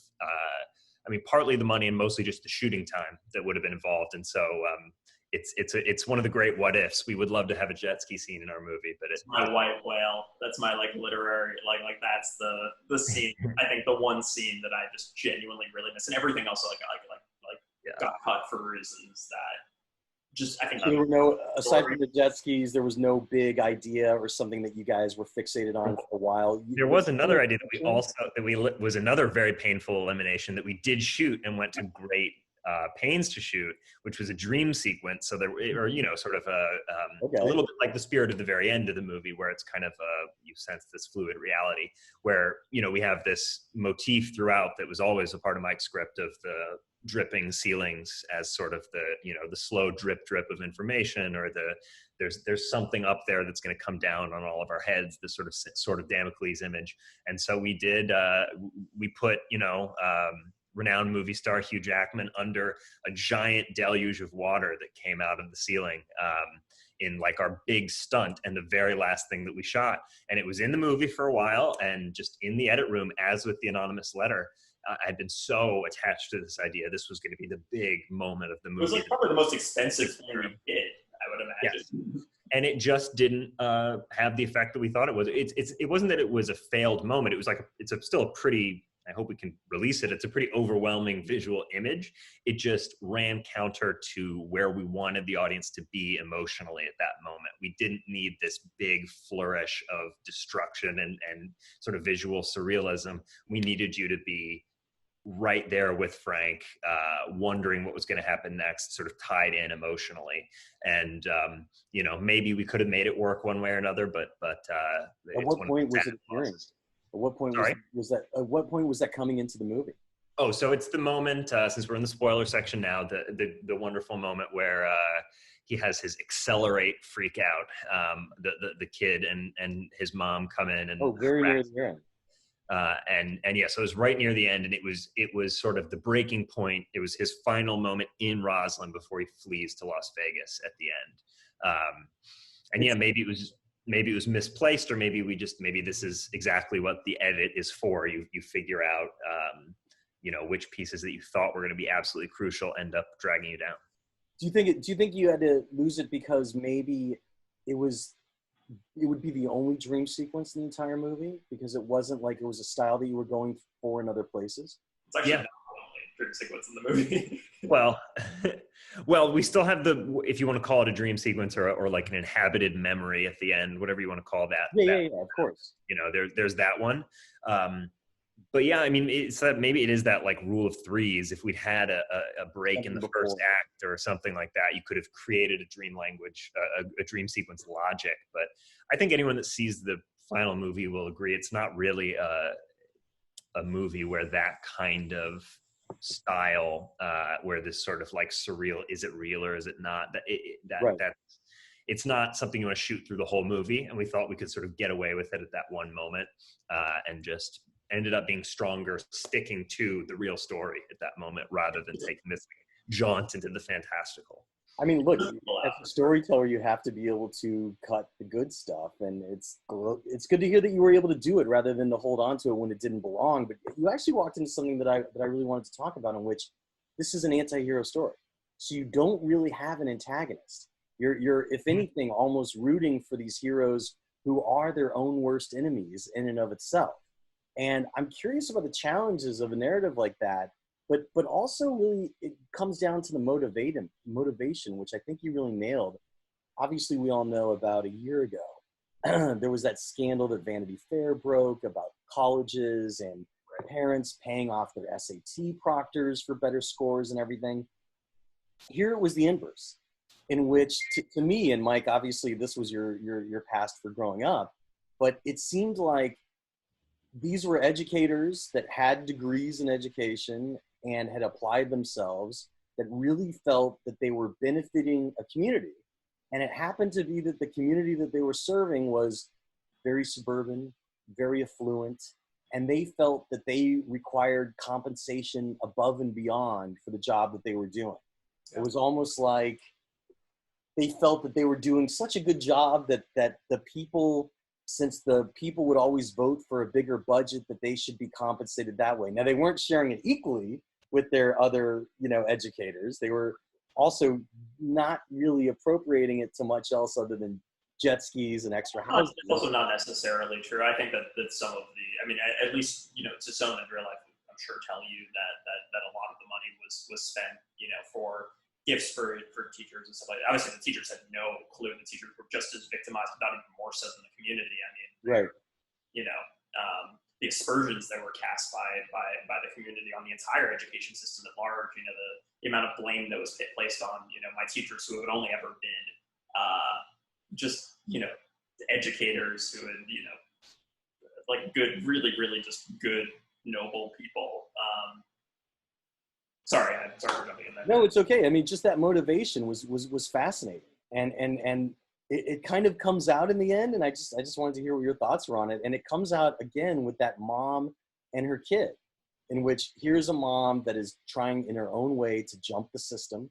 She is literally going to a district head to try and see if her what was it, a third grader, could get into this silly class.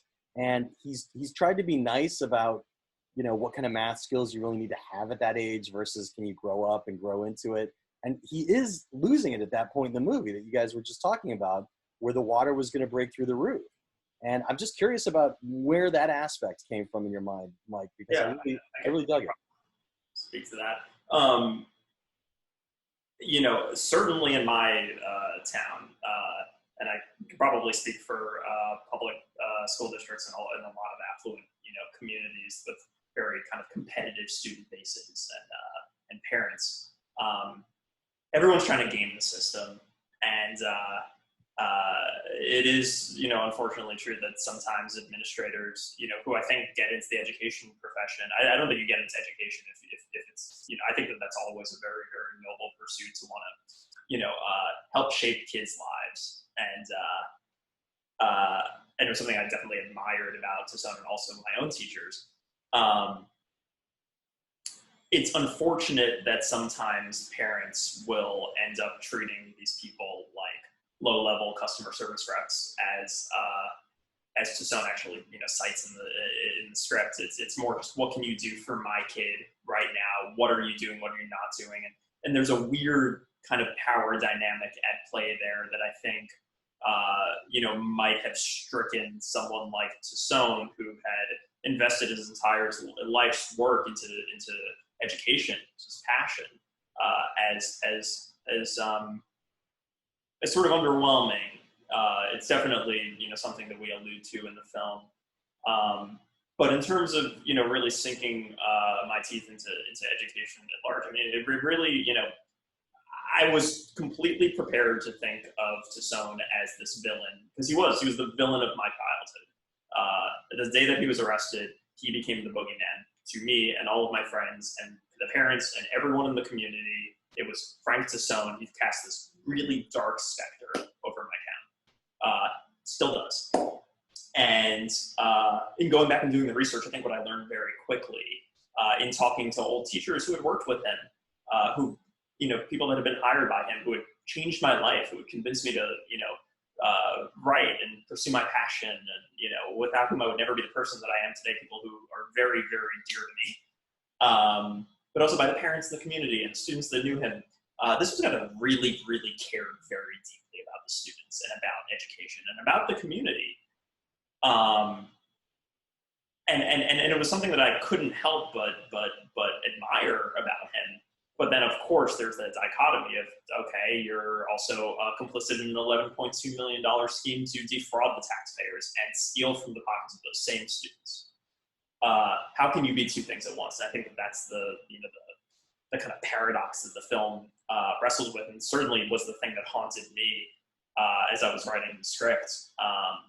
But I do think that the core, a big part of the core of it is, as you allude to, like the entitlement aspect for sure, can lead, otherwise good people to fall by the wayside. And that's something that I'm, Well, you showed it. You showed it with the board, because, the board in the first scene, when they thought they could contain it to $250,000, they realized that their real estate rates were going to go down, their school ranking was going to go down.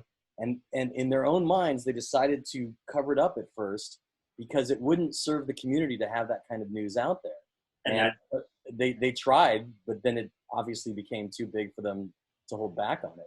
That part required very little invention. That's what happened. And you see very quickly. I mean, Tucson, in those scenes, plays a very full portrait of just how consequential the continued health of a public school district is to a community, certainly like the one in Roslyn. These were the two. Sorry, go on. No. These are the two that were doing this together, and again, another move, kind of like the no court trial. I was always thinking, like, oh, I wonder when that scene's going to occur, when we see behind the curtain a little on what these two's deal is as a scam, working as a team of sorts. And you leave it a little up in the air as to how close of a team they were. But, there's this phone call that's going to happen in a car. And I'm like, okay, it's going to be the car phone call scene. That's when we're going to get the exposition download. And again, I have the highest amount of respect when a movie can find interesting ways to mask exposition, which you guys did fantastically here.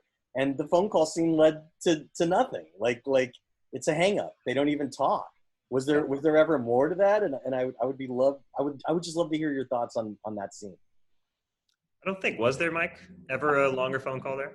There may have been like one or two more lines of dialogue, but nothing that would have belied any kind of complicity between. I think we were always trying to withhold certain information until later. And if anything, once Cory came on and we started, really workshopping on a page by page and really deciding what the journey of the reveals was going to be, we definitely ended up withholding even more than was initially withheld in the blacklist version of the script.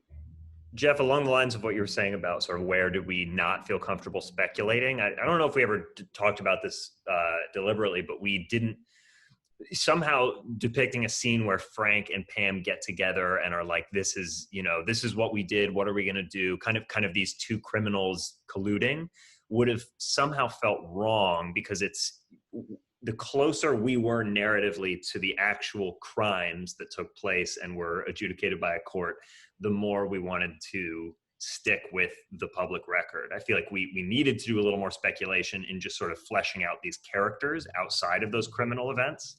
But we did want to almost preserve some of the lingering mysteries about exactly how complicit they were. I think you can dive through the research as Mike has and still have some real questions and real debates about, how aware either one of them were about exactly what they were doing, and B, sort of how much exactly they did collude or had a different kind of relationship. Would you agree, Mike?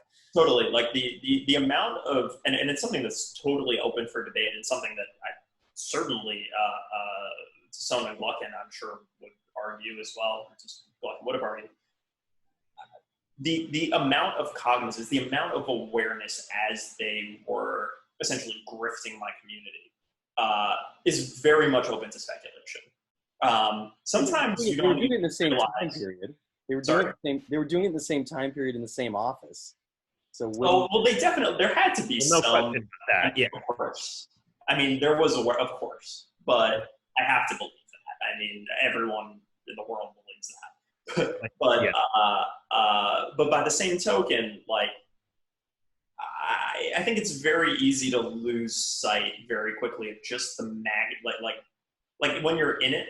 It's one thing, and this is a conversation that for me, was probably the single most important scene in the film, where Frank is talking to Ray Romano's character, the head of the school board, and is saying that it started with he went out to a pizza place on Bell Boulevard in Queens and got a slice of pizza and a cup of Coke,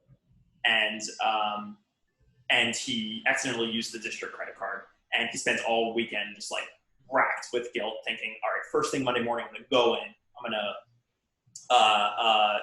rectify the mistake, I'm gonna tell everyone, I'm gonna be like, I'm so sorry I spent this $25, and then Monday comes and goes and nobody calls him on it. There's no oversight. Weirdly, there's a power in being able to get away with even this small act of, rebellion. And before you know it, I mean, on Tuesday it's a 60-cent bagel, and before you know it, this thing is ballooned beyond the point of control. And I do believe that, I mean, the number of embezzle, the amount that the state controller's office set on was $11.2 million in purloined taxpayer funds.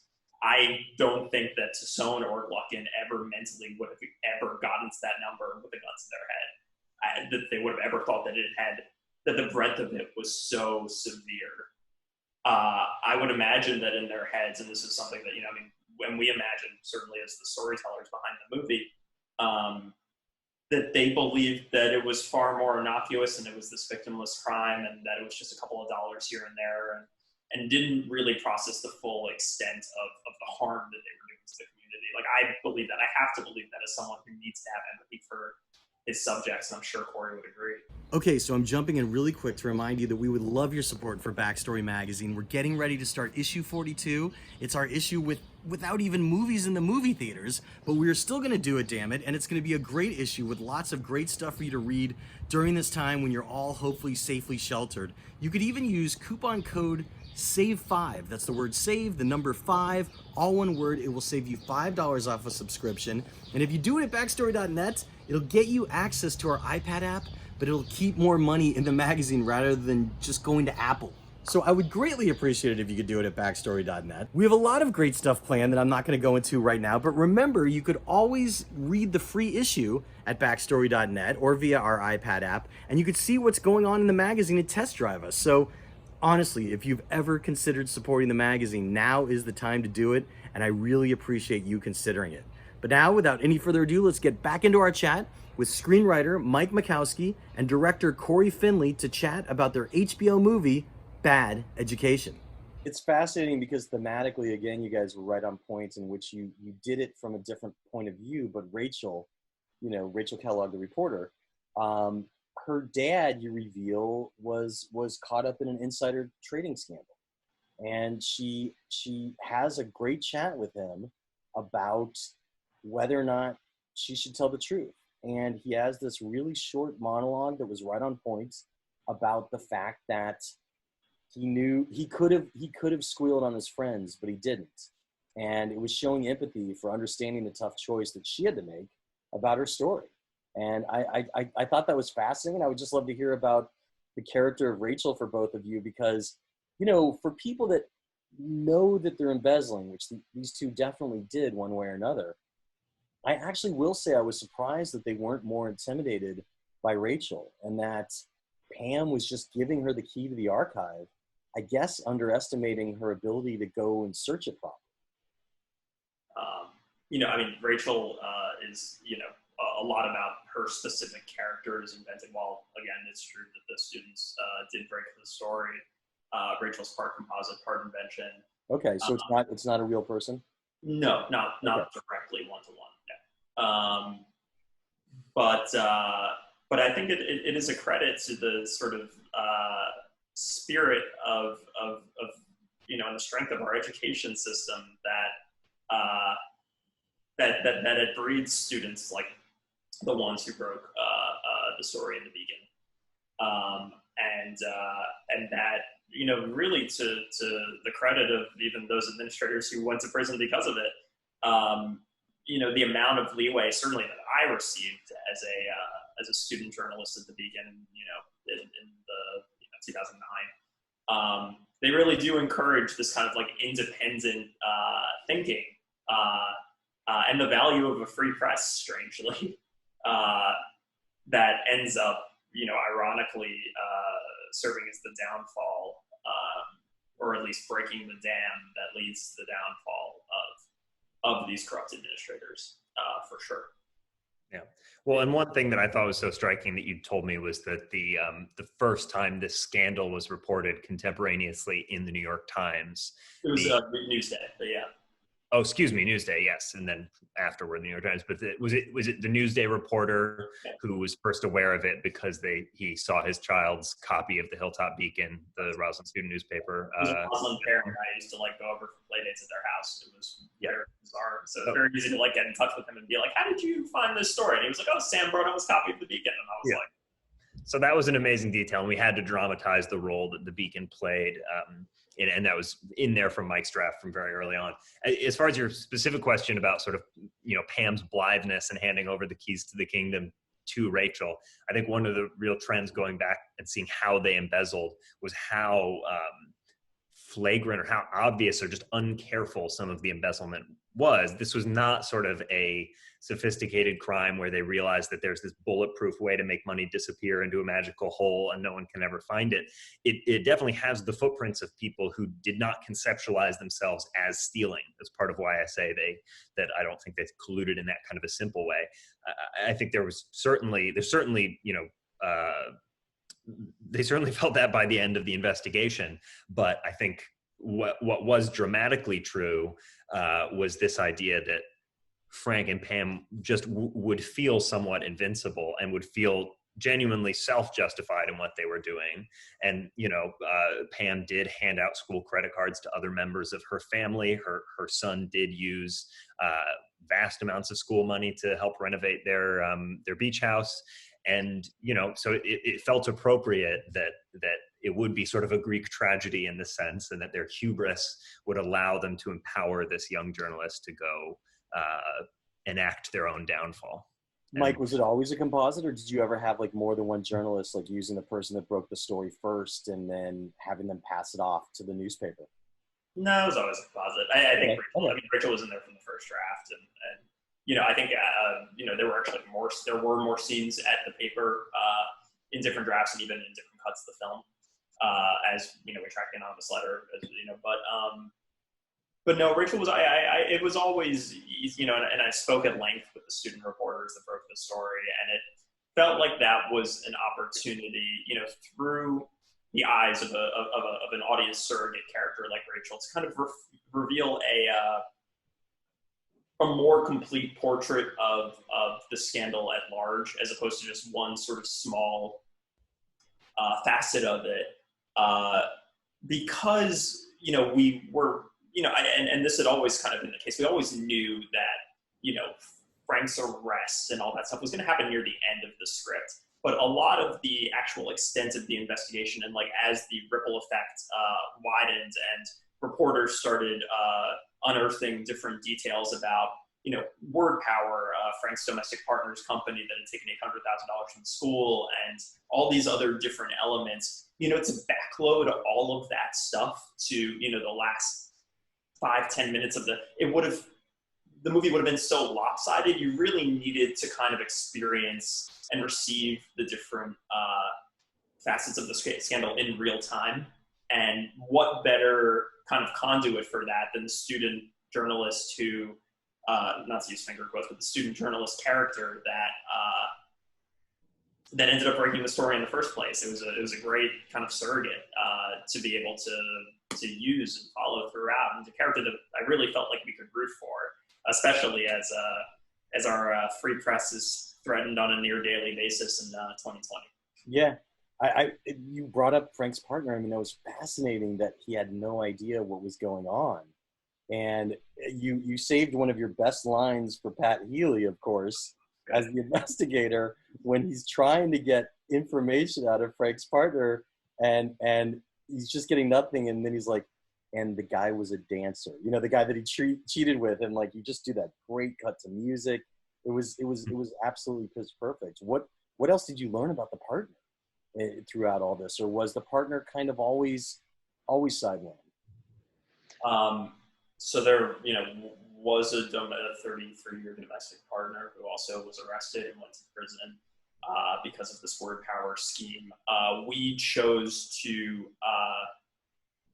change the name of the person to protect his anonymity. It didn't feel right to sort of dredge up all of that stuff again and then to name check the person too.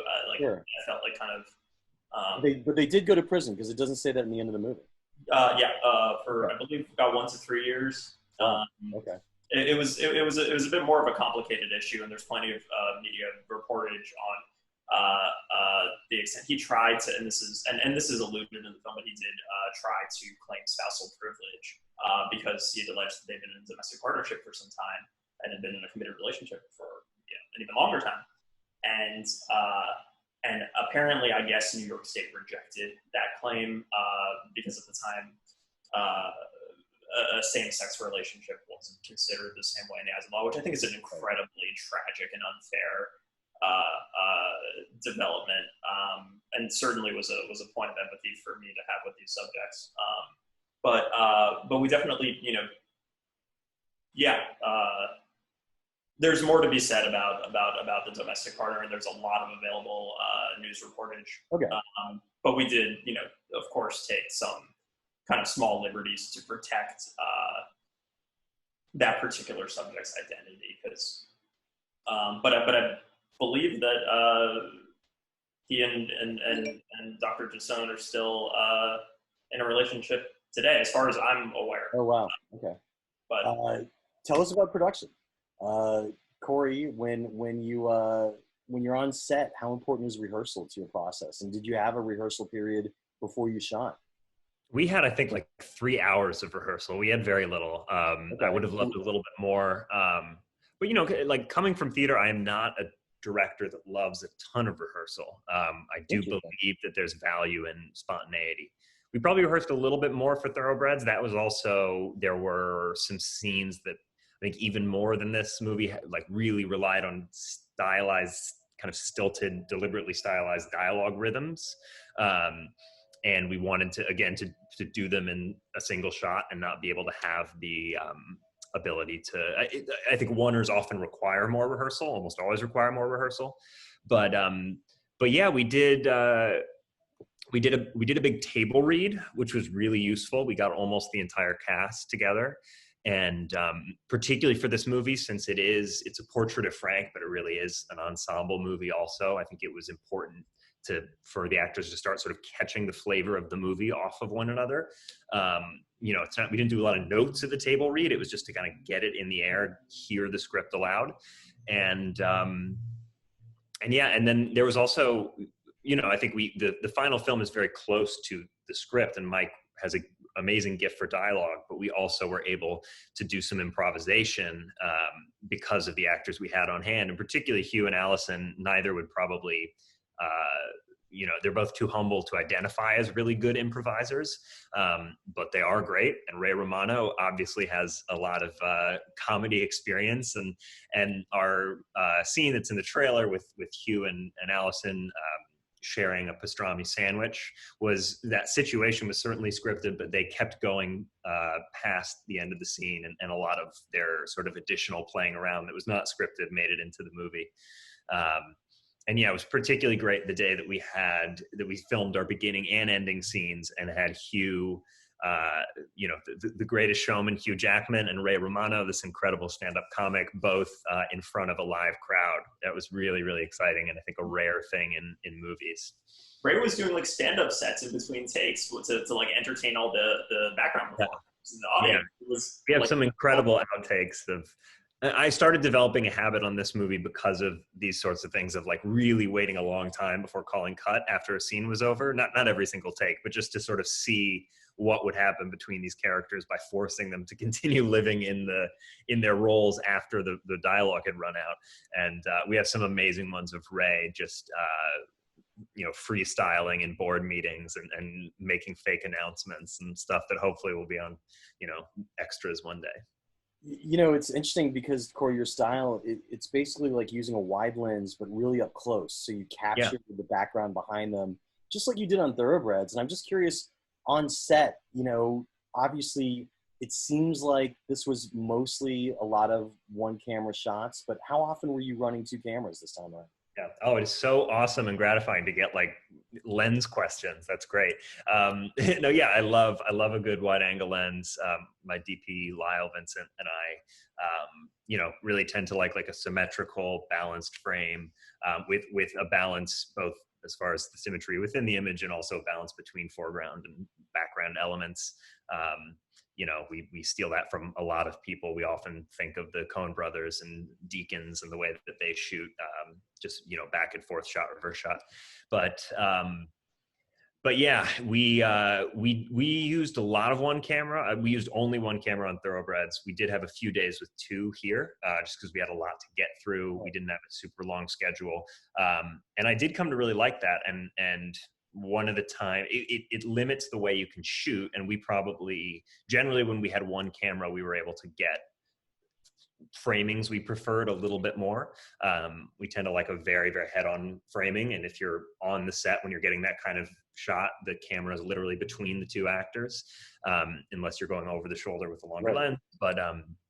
But yeah, we, on the two cameras, we just had to go at a slight angle, which just changes the sort of emotional dynamic a little bit. But like there's a great scene with Geraldine, who plays Rachel, and Alex Wolff, who plays the student editor at the newspaper, where they're kind of stressing out in the cafeteria together over whether they're going to publish this or not. And we were super crunched on time that day. We had no choice but to just set up two cameras and cover them both. And they ended up coming up with this great little improvised bit that we wouldn't have been able to put in the movie if we hadn't covered it twice, or we would have had to try to turn the camera around and replicate this improvised moment. So there's definitely a place for two camera shooting, but certainly limitations to it as well. Not just your angles, your lenses, but your shot choices sometimes. A lot of times people want to play it safe, and they get the coverage that you expect is, medium, close, stuff like that. You're following behind people a lot. You're shooting their hands, you're shooting their ears, you're shooting the side of their faces dimly lit. What do the actors think of when you do stuff like that? Does it sometimes surprise them when they get off the conventional path and become part of these shots that are more than about their faces or their gestures? Yeah, I mean, it depends on the actor and it depends on the shot. Sometimes you just have to like trick them and put a super long lens in the camera, but not move the camera and hope that they don't realize that you're like right here, because I wouldn't want to know if I was being shot in that way. But no, I think most of the actors were very down with the more adventurous stuff. you know, a star of Hugh's caliber would be within their rights to ask that, like, insert shots of hands be done by stand-ins. I think that often gets done. Hugh wanted to be a part of every single shot. He always wanted to be there acting 100%, even when he was off camera and we were on his scene partner.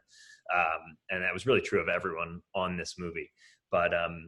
But yeah, and I think, Ray Romano comes to mind because he was very like humorously grouchy about any time I'd get like an unflattering shot. But he also really has a real director's eye and is really interested in the filmmaking process. And so he would often check stuff out on the monitor and sort of like comment on the shot and think about interesting ways that it was set up. But I think generally actors tend to be really excited about more unusual coverage. I think what pisses them off is when you really hose something down and you get 15 different medium close-ups of every person in the room and they just have to do the same scene 35 times. But yeah. During production, did you guys need anything rewritten? Was there anything that Mike needed to rewrite or something that came up like that? Very little. I think we did a little bit of fleshing out of some bits, right? I mean, didn't we do something on Allison's phone call with Hugh in the car? Yeah. You and her were sort of talking through options. Tried on the day, sometimes even just like, because I was on set every day, so and Cory also has a very, very attuned ear for dialogue and stuff like that. So even in certain scenes, like the two of us would be huddling in between setups and just sort of like saying, oh, what if we try this, or we lose this bit of exposition, or I mean, yeah, there were definitely things, but nothing that really comes to mind that was like so pivotal either. And then there are certain moments where you just don't get certain piece of exposition because you don't feel you need it on the day, and then a couple days later you're like, oh, maybe we should try to just to save ourselves in the edit, like try to get a different reading of this. But nothing specifically comes to mind that was like so exciting. Okay. I will say the great joy of as a director is when you have some great lines of dialogue, but then you actually see the scene either in rehearsal or in an early take, and the actor is communicating everything that the line would communicate with a look or a gesture, and you can cut the line either on set or in the edit. That's always an amazing feeling. Cory, tell me again the schedule. How many days did you have to shoot? 30, I believe. 30. So when you're on a schedule like that, and then we're almost done here. When you're on a schedule like that, time is of the essence. Tell us what you do when you first walk on a set. Do you place where your camera is going to be if you don't already know? Do you like to run through lines, or do you like to pop off a take right off the bat to just see what happens? Well, my DP Lyle and I would always try to get there even earlier than we had to, and just even before any actors showed up, even for a rehearsal, we would just scope out the room. We had really rigorous shot lists that got completely changed on the day on almost every single day, and because we'd get in the space with the viewfinder and just have new ideas. And but yeah, we typically and I think this is pretty standard, and I also apologize for the 7 a.m. Clapping for essential workers happening in New York right now. Well, that's all good, of course. Clap yes, I love the essential workers, but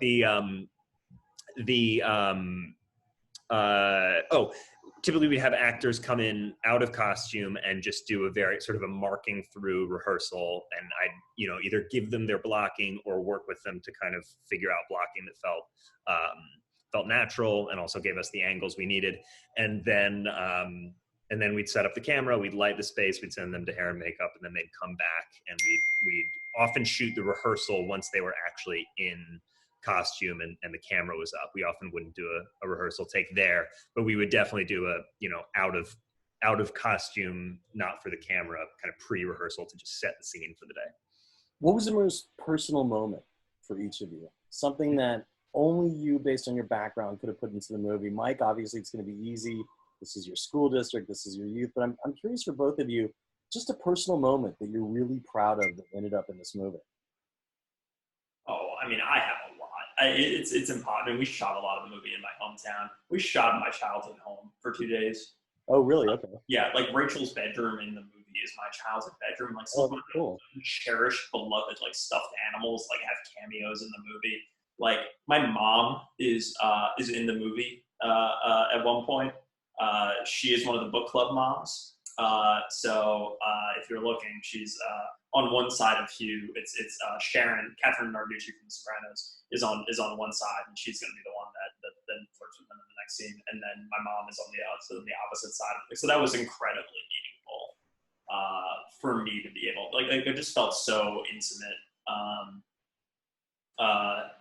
Yeah, I mean, and then there's obviously like little Easter eggs that you throw in. Like I got to like pay homage to some of my like favorite teachers and like fellow classmates, like by using their last names in the script. Like Rachel Bargava, the name of the student reporter. Like Bargava is the surname of my best friend from high school. You're doxing your friend on this podcast, Mike. Sorry? You're doxing your friend on this podcast. Oh yeah, exactly. You're exposing his personal information. Exposing that I had that this person like, was my friend. You as a friend. That's actually deigned to be friends with me. Cory, what was a personal moment for you? Something. Yeah, that, I mean, that really. There were a bunch. I could go on and on about sort of the ways in which I relate to this script, and I think when I read it, I was just taken aback at how much I was able to put myself in Frank's shoes, and how much certainly our circumstances are super different, but both that particular type of anxiety that Mike captured in the script of that sort of middle section when his world is falling apart and he's just waiting for his own mistakes to catch up with him. That's I hopefully have not embezzled millions of dollars, but it's a feeling that keeps me up at night often. I think like a certain amount of imposter syndrome as a director is inevitable, and this movie became for me an interesting way to sort of deal with some of that. On a sillier note, like Mike's mother, who gives a wonderful, sensitive performance in the film. My girlfriend is in one scene as a waiter in the Las Vegas diner where Kyle and Frank first sit down. And it was funny because I'd like promised her this role. She's incredibly low ego about this stuff. But as soon as we got there and like set up the shot and found our perfect shot size to get this nice 2-shot, it became clear you were not going to see her face at all when she brought the food. And I still don't know if she's forgiven me for that, because she looked great, she was ready for the camera, and I gave her no opportunity to be seen. You didn't tell her she was going to end up a hand model. Yeah, you do see her hand. You get a good look at her hand, definitely. Oh, I'm also a hand model in the movie. I'm in the you see my kid throwing at my hand at one point. Mike's face was in the movie, and I ruthlessly cut it and went just with the hand for pace. But he looks great. How was his face going to be in the movie? He was a checkout clerk at one of the Home Depots where Pam's son goes to buy his illicit materials. He was a nice shot that was like right on his face, and then sort of rapidly tilted down to the credit card being swiped, and it just threw off the rhythm of the montage. So I'm sorry, Mike. You still see the tail of it, right? Where I swivel. Just the tail, yes. Well, so what was I'd love to know, like a great place to wrap it up. What was your toughest scene for each of you? Obviously, Cory as a director and Mike as a writer. What was the scene that you were sweating about and just in your mind came back to over and over again? And how did you creatively rise to the challenge of pulling it off? Well, I know mine. A scene that I loved from the beginning was the scene when Pam comes home to her family and has to kind of confess to the members of the family that aren't aware that she's been taking money. And it's just a very emotional scene. It's a scene that I loved. I loved how raw it was in the writing. And I knew once we had Allison and all the amazing actors that rounded out her family that it was going to be a really powerful scene. But it was it was a long scene. And it was the only time in my career ever covering a scene almost entirely on handheld camera. And so I just had a little bit of technical anxiety about that. And then it is covered in a style where there's a lot of coverage. And so we were asking these actors to ramp it up over and over and over again, and scream and fight. And it's really where you sort of test these actors' mettle. And they were amazing, but it was a stressful day. I knew I was going to be asking a lot of them. That's never fun. Mike? I guess mine is probably, and it wasn't necessarily the most difficult, to write, and like it didn't even undertake that many different drafts, but really that accelerate scene where Hugh, and it had always been been there from the first draft on, and the accelerate or relicate or like that had always been in the script, but really that kind of like second half of the scene where Frank's character, where Hugh's character has this real catharsis. And again, it didn't even take on that many drafts. I think I only did like 2 or 3 passes on it. Not a lot changed, but in writing that scene and like getting in the weeds, and that's really Frank's one moment to really express like the full breadth of like just like this black hole that's in his heart that he's been trying to fill with all the wrong things. And it's also just this like, it can be perceived, I think, as this indictment of the culture that had been created in my community. That, you know, whether or not I agree with it, you know, probably very personal for me to write as someone who's a member of that community, who's benefited very deeply from that kind of a, you know, competitive, like to the extent that like my mom is represented in the movie, she would be one like that mother that's trying so desperately to get her kid ahead. And I mean, that's just almost every mother in the community. And it's something that, you know, I think, you know, to then have Hugh's character, you know, go back and kind of condemn in so many words those parents and you know, by proxy my mother, was something that I found challenging, and something that I'm still kind of wrapping my head around. You had to give your mom a role in the movie to make up for that. Right, yeah. I was like, Mom, yeah. She got to do hair and makeup. She got catering. Oh, she was so happy. You were talking earlier about the rule of threes. I think she does appear 3 times, right? Mike's mom? Oh, yeah. No, the mom and the kid. Yes, Schweitzer, Carol Schweitzer. I believe it's twice. I mean, we see her off screen right before she comes in, but there's two proper scenes with her. Okay. This was the thing, though. I remember at one point there was a sort of like interstitial, like a third one, and we did argue about the rule of threes about this specific character. It wasn't like a protracted argument; it was just like we just lost the scene. But originally, I believe, or maybe not originally, but at some point in our drafting process, there was a version where he was still talking one-on-one with Chad Schweitzer, with Carol's son, when he's interrupted by his assistant being like, "Come quick," about Pam Gluckin. Instead, we had that really fun scene that I'm sure you saw on the beanbags, where he's polling a bunch of kids on their ideas of the future, which he absolutely did in real life. These sorts of little seminars with his 6th graders. Well, so what's next? What could you guys tell us that's next? I know you guys are always working on secret projects that you can't tell that'll hopefully become future podcasts. But what are you working on next that you can talk about? Yeah, well, you know, I'll save this for Mike because mine is really boring. Like at last time, my secret project was Bad Education, which was in the works but not happening yet.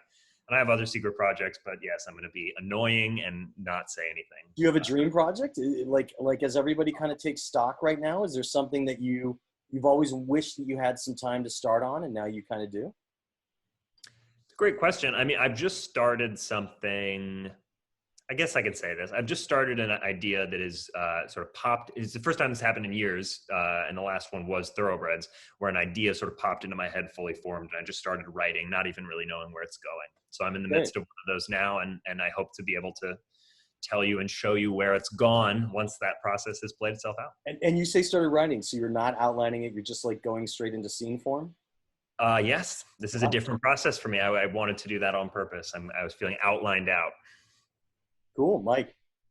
My dream project would be to collaborate with my director, Cory Finley, again at some point in the future. Oh, stop. Come on. Dude, no, I would love to.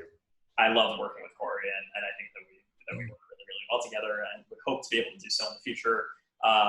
In the short term, I am actually starting to move a little more into TV, specifically kind of like the limited series format, where you get like 8 episodes to flesh out your characters and your stories, kind of close-ended, more episodic tales.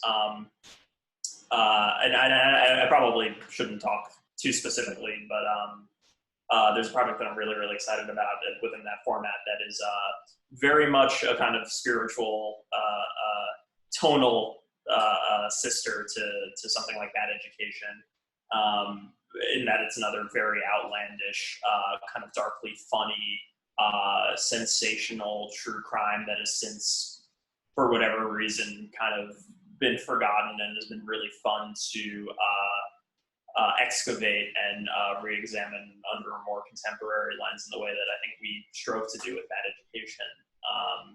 So that's probably the thing that's most currently on my horizon.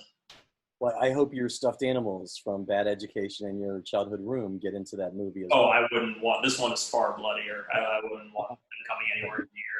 No stuffed animals. All right, I got you. Well, look, you guys, we went over our time limit, but you guys have been very generous with your time. I hope you're both going to stay safe and stay healthy and support all of our frontline workers. As I know in New York, you're able to do that because you're a little more condensed with your 7 o'clock. Out here, we're a bit more spread out in LA, but we've figured out our ways through different charities as well. But I love Bad Education, and I thank you guys both for coming on. So thanks a lot. Thank you, Jeff. Thank you so much for having us. And that's how the Q&A went down. Special thanks again to screenwriter Mike Makowski and director Cory Finley for being so generous with their time. They were awesome, and we went through a whole bunch of technical tangles that still were all worked out by the end. So we're going to be doing this for a while, where we're going to put stuff on the Backstory YouTube page, and it'll also be in the podcast where you could regularly find it. So there's 2 places for you to experience it. And of course, make sure to watch Bad Education because it's on HBO right now by the time you're seeing or hearing this. Also, if you've ever considered supporting Backstory Magazine, now is definitely the time. So I really hope you'll consider subscribing. You could use coupon code SAVE5, all one word, SAVE and the number 5. All you got to do is type it into the cart when you check out at backstory.net. That's the only place it'll work. And it'll get you access to our magazine through the website, through a desktop, laptop. Also, you could log in with those credentials on your iPad app. Remember, you could read the free issue in its entirety to test drive us. Of course, keep in mind the Q&A with Jeff Goldsmith is a copyright of Unlikely Films Incorporated in 2020, all rights reserved.